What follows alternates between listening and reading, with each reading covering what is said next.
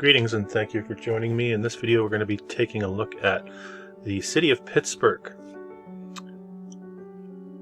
And Pittsburgh, Pennsylvania, the state of Pennsylvania, United States. Located right here. You can see all the other major cities, and they all sort of network in with each other. And of course in my videos I do assert that what we're looking at is evidence of the old world that has been hijacked, repurposed, and I would like to bring you much of the visual evidence I found. Pittsburgh being actually probably the most rich in this type of evidence that I found so far. I had a very large file that I tried to shrink down for you, but it's still quite large. So we're looking at a 1902 depiction of Pittsburgh here. One thing that struck me is the number of bridges. You'll see a lot of them in the photographs. And then of course Pittsburgh being known as an industrial city, steel production, glass production. We have the very famous Heinz name coming out of Pittsburgh. Here's the factory for the Heinz company, and we'll see a few buildings attached with that name as we proceed as well. But right away it jumps out at me. You see these old photographs, and the old photographs are they're really depicting what I see as old infrastructure, looking like it's been there a long time, not looking fresh. Also looking very mud flows here. You can see coming down the embankment, buildings situated in very strange spots, and you can see the stonework here as part of the bridge, looking very old. If this were in, say, somewhere in Germany or Czech Republic, and I told you that this was attributed to the 1300s, I don't think you'd have any trouble believing that. But because we're talking about the city of Pittsburgh, we have to squeeze that into a 200-year timeline. So very interesting rock structures here, stone, and then the incline, which we saw in several other places in previous videos, Duluth coming to mind. And here we have the operator of one of these incline cars. So look at the manufacturing that went on here to create these, even right down to the little details, which we don't see these days anymore. And we're going to try to move quickly through this. The Union Arcade, unbelievable building. I featured this also in a previous video, I believe on Daniel Burnham, the architect. Interesting as well. Miss Alexander King having an interesting garden here. And again, what should jump out at you when we see these old photographs is the infrastructure, not just the buildings, but the infrastructure in the streets, the streetcar patterns, and then how well worn the brickwork or cobble work on the streets is. Just giving you a good sense of that. And we're looking at horse and buggy culture, early automobile, streetcars, looking like they've been around for a while. Yeah. So again, what the infrastructure and the architecture not really matching what we're told for the time period, the culture of the time period. Because then we have to wrap our heads around the fact that all of these were shooting up by hand, but mostly, right? Let's look at the population demographics. And we're looking at an interesting curve here, and I'm starting to notice this a lot with some of these older cities as well. So here we have modern day, somewhere around 300,000, and then we had a peak in 1950 of almost 700,000, and you see the rapid growth here, 1860, right up until about 1900, where we're actually larger in 1900 than we are today. And then you have this dip. So it doesn't actually jive with population growth that we're told on the planet today, which is an interesting feature, I think, as well. And bear in mind as well that we are told the same immigration narrative in most of these major cities, especially in the eastern side of the United States, Canada, that they all experience this boom in population. Well, that's a lot of people. A very huge influx coming in from places like Germany and Ireland and Italy. It'd be interesting to do a little study on the numbers there for how many people they say actually came in. And then we're to assume that these people basically got situated, got comfortable, and threw this architecture up in quite a short period of time with very little at their disposal. This one also quite interesting if you look at the shapes of the buildings here, and the glass involved. This is in the park, I believe. Bit of a greenhouse feel there. Very old monument. You have this scorching going on here, so indicating what we think of as weathering, indicating potential damage, I think, possibly. Here now we have high schools, the absurdity of the construction of some of these high schools. Can you imagine if you proposed to build something like these days? We use particle board and drywall and all sorts of petroleum products. Right, almost everything is derived from petroleum products in our building construction these days. It's all worked into our environmental and safety programs to use these products, which I find is interesting. Presbyterian church here. Of course, a Carnegie Library. I've been digging a little bit recently on the Carnegie libraries, and I'll be bringing a video shortly on them as well. That's a ridiculous narrative. Something like 2,500 libraries. Andrew Carnegie, Robert Barron donated all of this money in the hopes that to elevate the level of education. It's interesting. Okay, we're in a series of photographs from 1893. You're going to find some spectacular structures in here. This one here, I find it very, very unique and interesting. Remember, 1893, very early time period here. And then you have to sort of understand how old does this look. If this photograph was taken 130 years ago, when was this built? And then I also urge you to consider most of these having lower levels. You're going to see the windows lower down, which obviously implies an excavation. So, things to consider. How well built, or built out as we like to say, a lot of this is. So we're still in the series, the 1893, and I will let you know when we hop out of 1893. Again, these looking very old. This looking like it's been there for quite some time. I think that the whole steel or cast iron manufacturing narrative is skewed for us. The timeline on it is skewed, I believe. And of course, whenever we see all these overgrowth of vines, that implies that this has been growing there for quite some time. So these having stood for a good amount of time. Mechanical Hall, 1893. I'll remind you.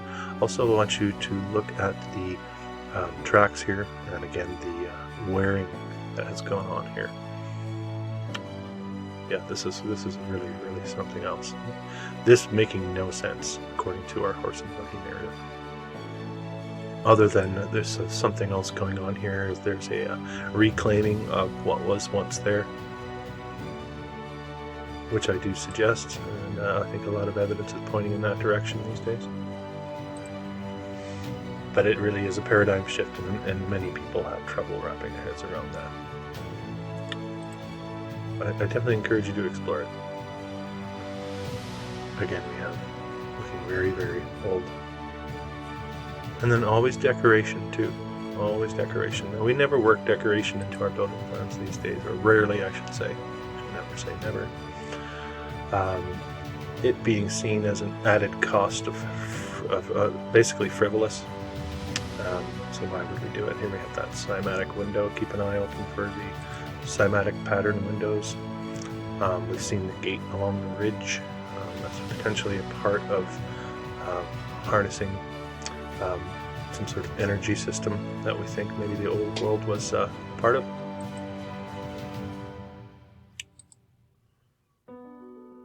Still in 1893, this is supposedly the Franklin School.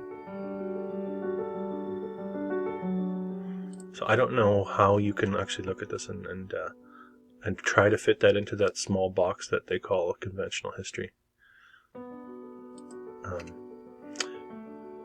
Just the whole process of building alone is of building these things alone is just ridiculous to wrap your head around, especially when you think of how many people were supposed to have been there. And just quickly, we have a population of 230,000 people in 1890 in Pittsburgh, for when you're seeing a lot of these photos. And you're seeing also some splendor in the cemetery here. This really old textured stone with all the arched windows. These are dead giveaways I would suggest for old world architecture. I find it a very, very interesting topic. That's why I make these videos. Here you have this is the warden's residence for the penitentiary. And yeah, of course, it's going deep underground.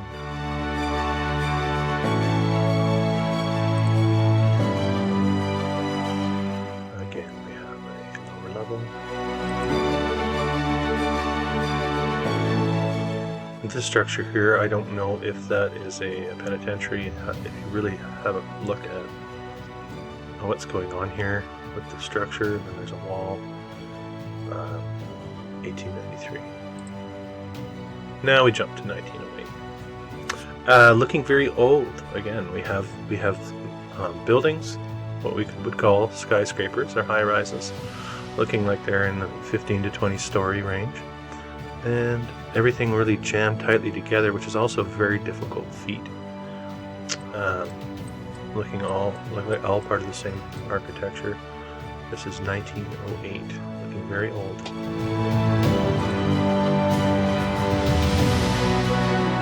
It's a high school.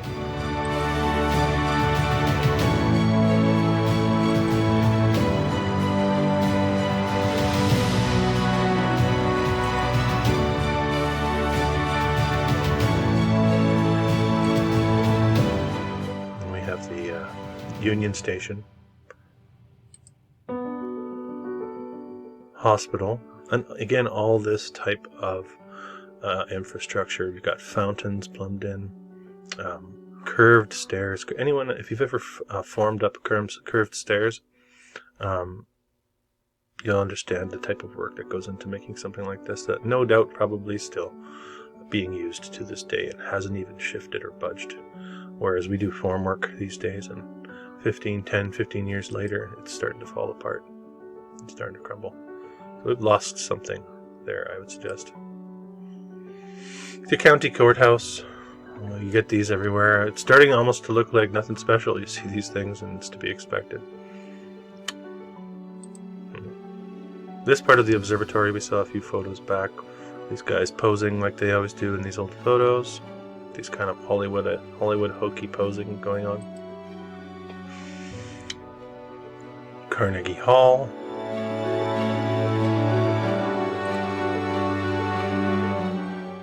Tunnels, again, just looking very aged and old.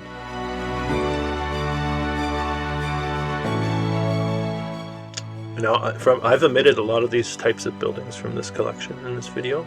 There's so much more that you won't be seeing that existed. And this is the top of that building, and I really wanted to feature it because it gives you an idea. This looking like, okay, you could overlook that as just a whatever rectangular high-rise. And then you get to the level of detail of this type of thing. Still standing to date, by the way. And then that should really sort of ring the alarm bells as to there's something else going on here. Something we've lost along the way. Also, very narrow street. Looking like it was really only built for the rail car. And also looking very old. 1904, this photo taken. And you just got columns. And it's not like it's curb appeal, because there really isn't many people looking at this. Right, so we have to maybe think that we're looking at function here, and then of course the curvature of the building. It's just there's so much beauty involved with the old world architecture. Once you open up to it and start to see it, you can't unsee it, and you see it everywhere. Here's just a buried bridge next to the ball diamond. Benedum Center, Benedum. Here's the inside for you. I like to throw in the interiors now. I think it sort of helps to give you an idea of the splendor. All right, here we go. We get into a couple bridges. I don't have all the names of the bridges. Not a great photo, but this could easily be what we think of as European. We have some curved rock wall features in the park. Why wouldn't you build something like this? I would love to see a proposal at my local city council for someone to build something like this. I think you would have a laugh out loud situation with everybody sitting on the council, even just to propose such an idea. But this is sort of run of the mill for Old World. Very interesting detail in this one. This aqueduct, viaduct type action going on. No big deal. Existed everywhere. Easy to do apparently. Before we had the technology that we do today. Look at these. Isn't that interesting? Very interesting feature. Yet another bridge. These looking like what I would expect for the time period. 4 walls, gable style roof, real easy to do. Sure, just a little chimney up the middle, a couple windows. This is what I expect. Not this back here, and certainly not this. These two are not from the same civilization.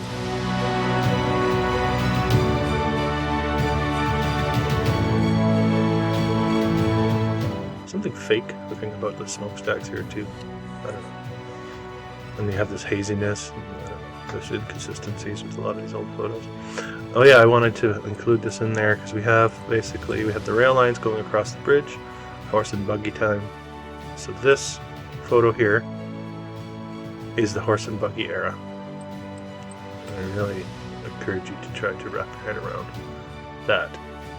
That was the technology of transportation, and that was the infrastructure and architecture. And we have 2 bridges right next to each other because it's easy to do. Well, why wouldn't you just throw 2 bridges next to each other? One for the train and one for the traffic.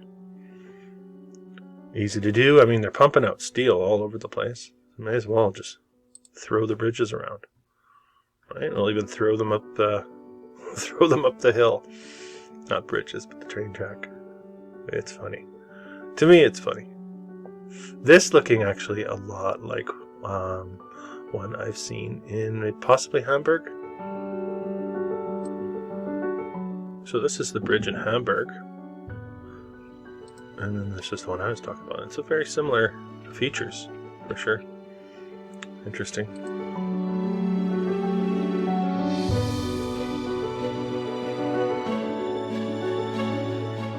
Alright, I'll try to move because there was quite a bit. We saw this one in black and white previously.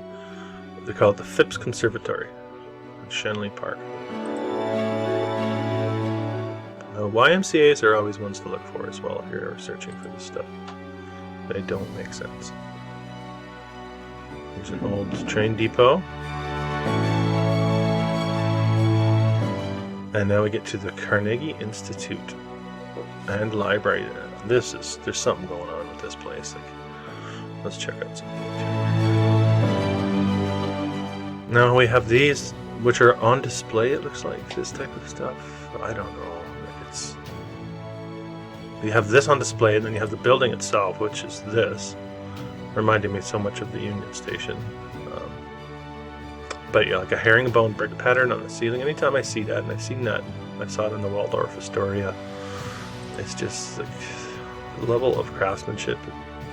It's ridiculous. It's ridiculous. I can't stress it enough. And this is the front entry. And modern day on the interior, these nice polished columns.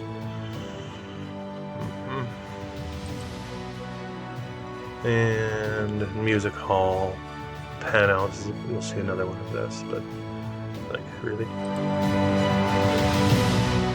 Carnegie Library, all in that same area. Look at the Rebel up here too. So you have this, and then just you have the little rock walls, basement. Not looking new, and then rubble to dig it out, I wonder. Here's the music hall. Of course, it's got a pipe organ because you have to. Or is it because it was all part of a cymatic network, energy network of the old world? That's what I think. And we have a wedding going on here in the reception hall. Gilded reception hall. Look at this place. Look at this. And then, of course, we pawn it off to, well, Carnegie was rich. That's why this was able to be built. I don't care how rich somebody is. You still have to have the ability. The skill, the ability, the technology. So I'm casting doubt. Seeds of doubt. Throwing them around. This is the Cathedral of Learning. Pittsburgh University. Why wouldn't you build it like a cathedral? Supposedly built in the 30s. That's the Great Depression era, I suppose. Cathedral of Learning. Up close, does that look like it was built 90 years ago to you? Or is it possible that all this weathering, maybe it's a little older? And then people ask, how are you saying that they're distorting our timeline right up into the 30s? Yeah, I do suggest that we had our memory wiped, and what we could know of as World War II was the collective scrubbing of our memory and history, and then they plonked us down in front of the TV and boxed all our food, and all of a sudden, and of course they had all the Hollywood and all the stars. We're chasing all the stars. This is all still inside the cathedral, and we were sort of starstruck. You really think it's not possible? Yeah. Cathedral of Learning, built in the 30s for a university.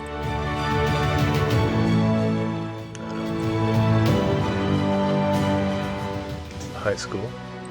The same one here, modern day. And some of that bulging brick going on here too. City and county building. Of course, you would put columns. You don't have to put them down here. You put them at the top, because that's really easy to do. And you have to have these massive archways down here. Okay. An old city hall.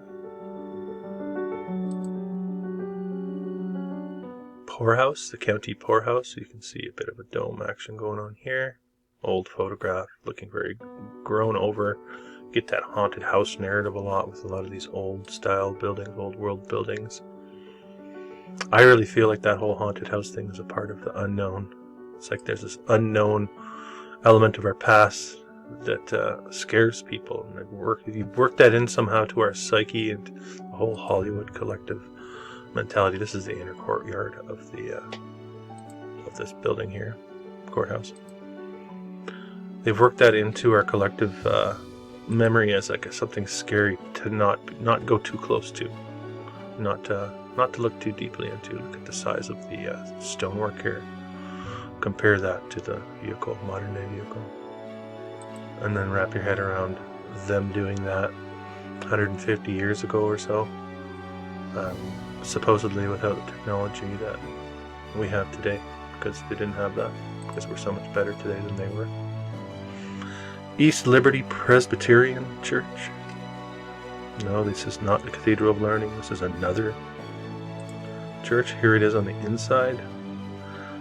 Pipe organs galore. Yes, we are still in Pittsburgh.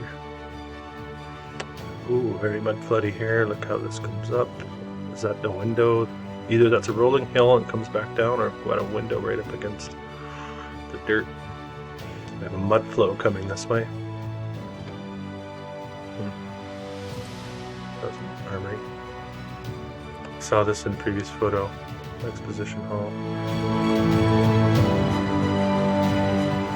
First Methodist, not a great photo. I needed to get it in there though. There's still quite a few to go. I'm going to keep moving. Be a bit longer this one. There's tech on top of these too. Why? This is the inside of that church. Again, the pipe organ, because there must have been all sorts of pipe organ builders at the time. Of course, there aren't any now. Nobody knows what to do with these things except for get rid of them. or play them out of tune, I guess. So I think it all goes with the whole cymatics and the way that these buildings were constructed. This is cymatic patterns in the windows here.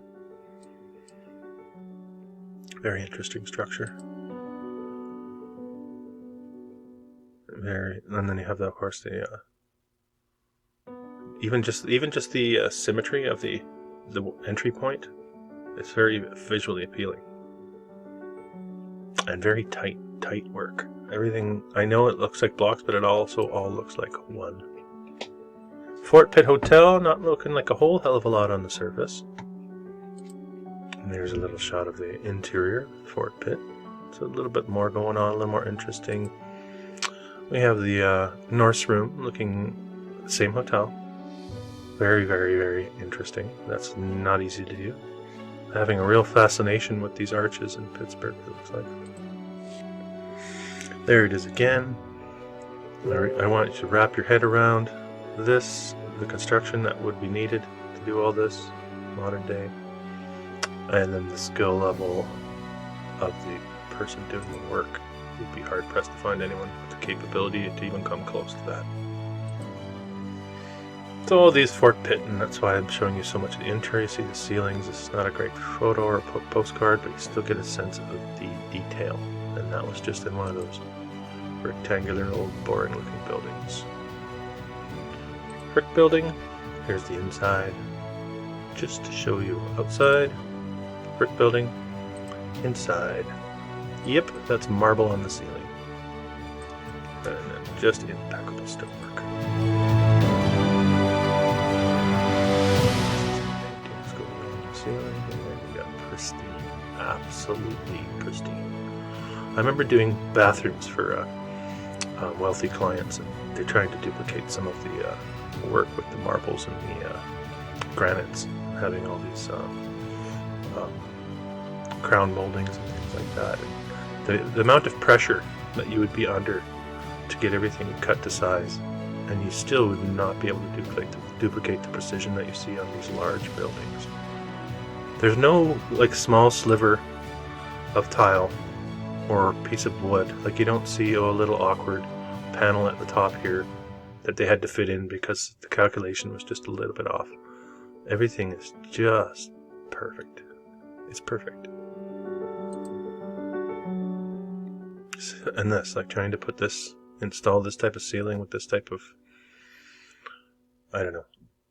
Maybe it's just easier to see for someone like me who's done a bit of that work. If you haven't, maybe you're not able to wrap your head around the difficulty, so it's easier to accept the narrative, but for me it's not acceptable whatsoever. This is the Heinz Chapel. Here's the inside of the Heinz Chapel. This was right next to the Cathedral of Learning at the University of Pittsburgh. Also built in the 30s, Great Depression. I love the lights in these old buildings. You see them all hanging down. Look at the stained glass. Here's the front entry of the Heinz Chapel. So I guess there was a lot going on in the 30s as far as make-work projects. I think that's the official narrative. Michelle Gibson touches on that a lot. Public works projects, Army Corps of Engineers, and all these types of things to explain away a lot of this infrastructure that just shot up in the 30s and in the Great Depression era, where there's very little photograph, often none, if any, sometimes one or two sketchy black and white, very questionable construction photos. There's the stained glass windows, all of Heinz Chapel. Now we get to the Heinz Hall, and of course Heinz is synonymous with ketchup and baked beans, and as far as I can recall. Here's the Heinz Hall, inside the Heinz Hall. I want you to get an eyeful of that, and then we'll put it into color for you. There it is in color. Inside the Heinz Hall in Pittsburgh, Pennsylvania. Look at this. That's a lot of baked beans. And then the Heinz factory.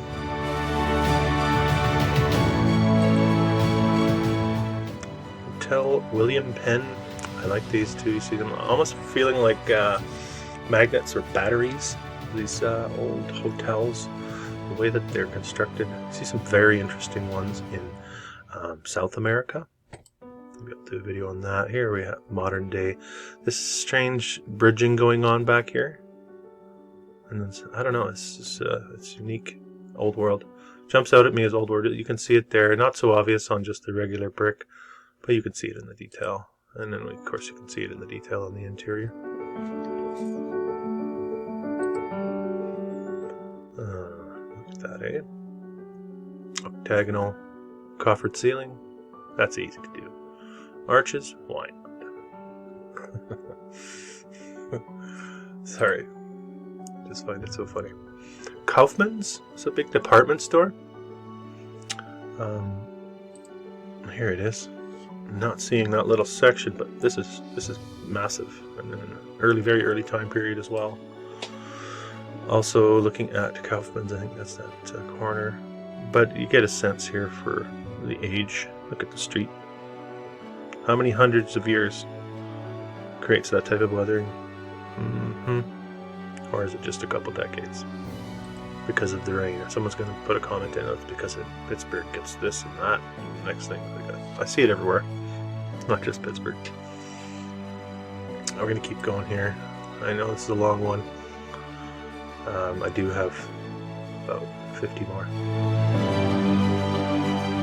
This is the Keenan building. There they are at the top. There's a good one of the streets. I'd really like to illustrate that for you. I really think we need to wrap our heads around that.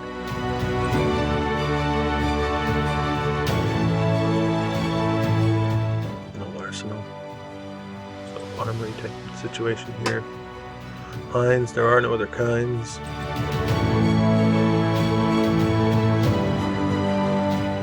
Also giving you a sense of the age here.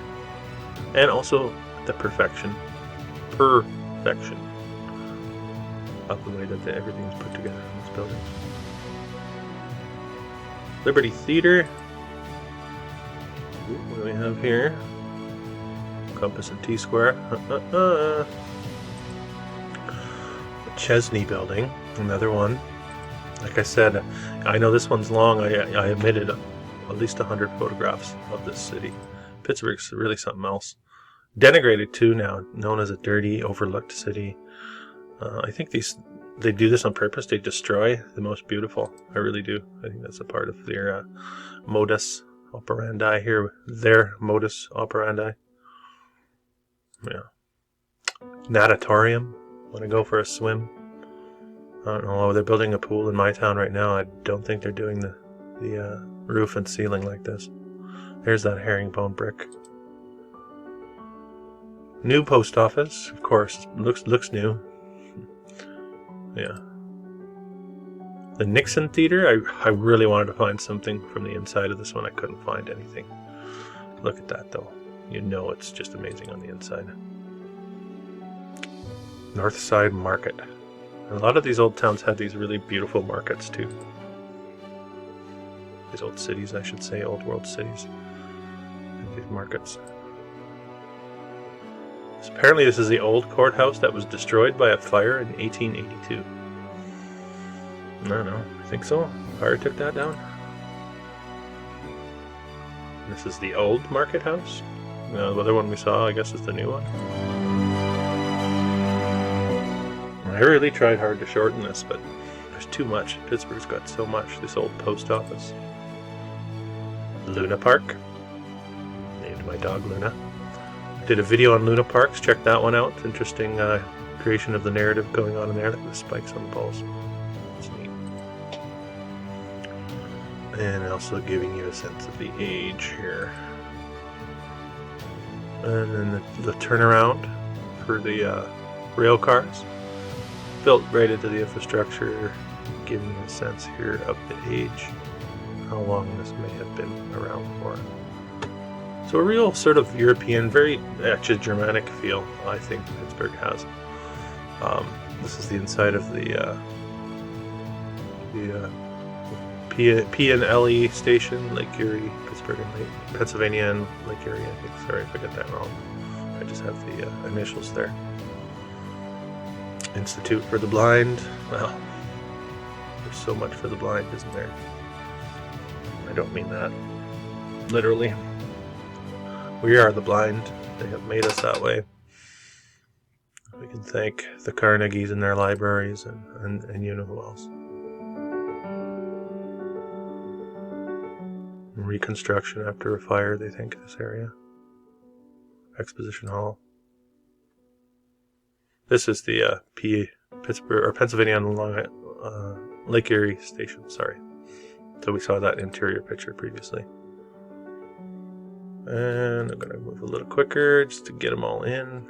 This is the North Post Office. This is the regular post office. This is the Sarah Hines house. Spectacular street view. Now we're gonna take that one. There's the theater. Yeah, that's a really nice one. Another street view. So what do you think, Pittsburgh? You think they were getting the full story? I think we got a bit of hogwash in there. More bridges. I must have lumped these together as well. Look at that. Look at that. Wow. Wow. That one really is something. Okay, this one also. The Smithfield United. Difficult to find a good modern day photo of this. This is this church back here. This is sort of a modern day, but it's sort of shrouded. I couldn't really find much. I think they're hiding something about this place. This is the top of it. Here's the inside. Cymatic window. Finial with lights coming out. And then you have the pipe organ like it's... This is just spectacular. The Memorial Hall. No doubt built in the 30s. Soldiers Memorial. Another church. Let's get to the end here. A couple left. Here's the inside of the church. Again, I like to bring you the interiors just so you get a taste of what we can't see anymore. These are the ones I can find. There are many that I can find, especially the ones that no longer stand and don't have any pictures of the interior. So I suspect the splendor of the old world. This is St. Paul's, or some say St. Peter and Paul's. The splendor of the old world is much more than we can even fathom with the visual evidence that I'm bringing you here today. And this cathedral is just basically sitting in ruin now, squatters and all the rest of it. Of course, why wouldn't you take care of a cathedral like that? You have them everywhere. Doesn't really matter. And this is little old St. Anthony's, and little old St. Anthony's looks like this on the inside.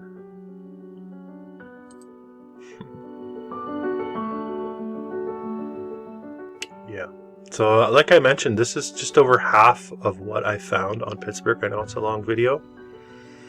I do hope you enjoyed it. There's so much to see, and so much has been taken away from us, I would think. Or I would suggest. We're going to finish with the Wabash terminal. No longer stands. Well, of course, you'd have to tear something like that down. Otherwise, people are going to catch on. All right. Thank you for watching.